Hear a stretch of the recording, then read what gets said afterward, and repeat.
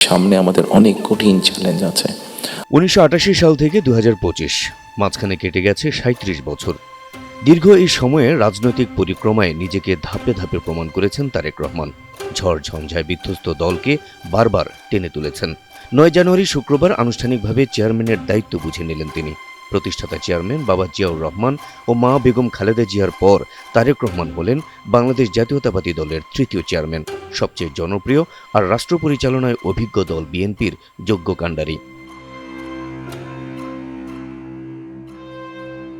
1988 সালে বগুড়ার গাবতলী উপজেলায় বিএনপির সাধারণ সদস্য হিসেবে আনুষ্ঠানিকভাবে দলে যোগ দিয়েছিলেন তারেক রহমান।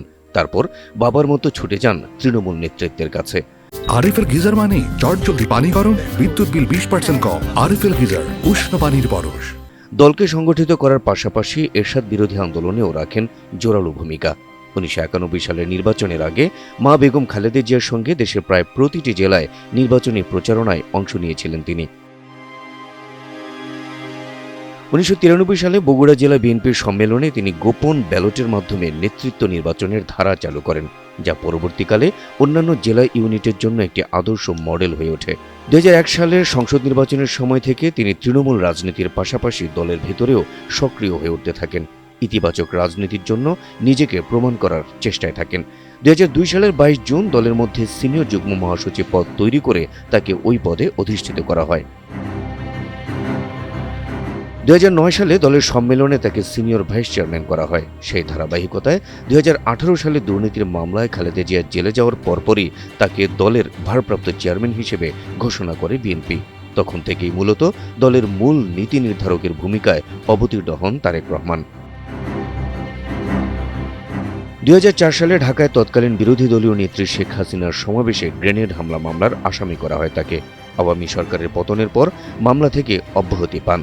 2007 সালে সেনা সমর্থিত তত্ত্বাবধায়ক সরকারের আমলে একটি দুর্নীতি মামলায় গ্রেপ্তার করা হয় তারেক রহমানকে।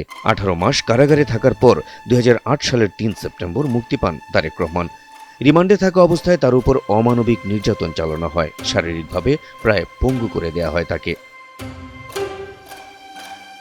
2008 সালের 11 সেপ্টেম্বর লন্ডনের উদ্দেশ্যে পরিবারের সদস্যদের সঙ্গে নিয়ে ঢাকা ছাড়েন তারেক রহমান। বেশ কয়েক বছর একটানা চিকিৎসা নিয়ে মোটামুটিভাবে সুস্থ হন তিনি। তারপর লন্ডনে থেকে দল পরিচালনা করতে থাকেন তারেক রহমান। ভিডিও কনফারেন্সের মাধ্যমে দলীয় নেতাকর্মীদের সকল নির্দেশনা পাঠাতেন তিনি। দীর্ঘ 17 বছর আওয়ামী লীগের দমন পীড়নের মধ্যেও দল সুসংগঠিত হয়েছিল তার তত্ত্বাবধানেই।